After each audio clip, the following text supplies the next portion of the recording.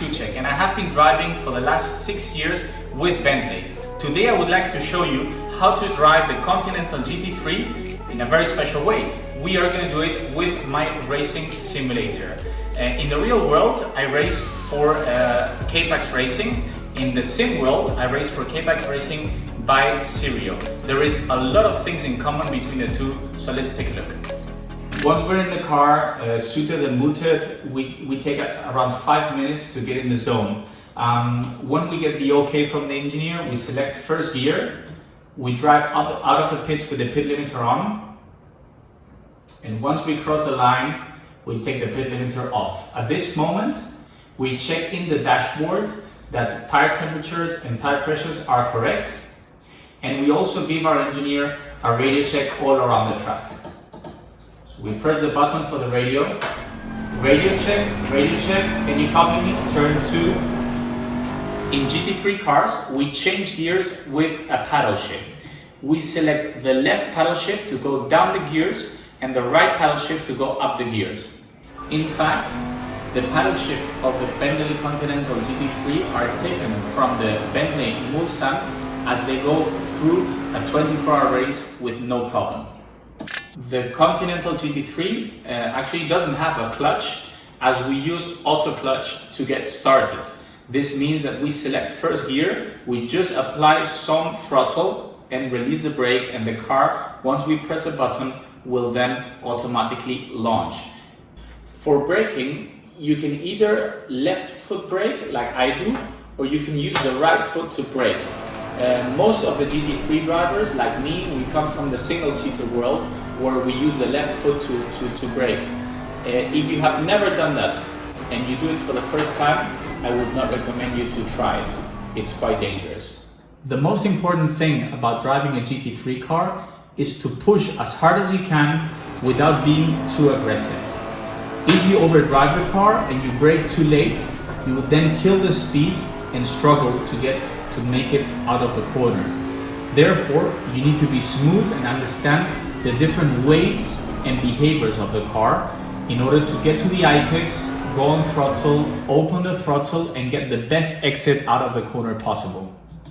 In the real world, as well as in sim racing, there is a few things we can adjust ourselves from the steering wheel. For instance, traction control to avoid the wheel spinning going out of the corners, ABS, the anti-lock system we can also regulate from the steering wheel with this switch here. The brake bias, so if we want more braking on the front or more braking on the rear, and the engine map in case there is a safety car and we want to save a little bit of fuel. In case we want to go for a quali lap, we select different engine maps. All this we usually agree always with our engineer prior going out on track. But in case it rains or the conditions change, we can apply our knowledge and include the different parameters in the steering wheel to make our driving more comfortable. So, very long straight line, hard braking. We apply around about 150 bars, which is a huge amount of brake pressure in order to stop the car. Turn 3 in Barcelona. It's obviously my home track. It's a very fast right-handed where you need to try and carry speed, go on throttle early and keep the minimum speed high because it's a fast corner. 2-4 Repsol corner, quite edgy. You always need to point to the inside, go on throttle and open the steering wheel as soon as you can, not to screw up too much speed.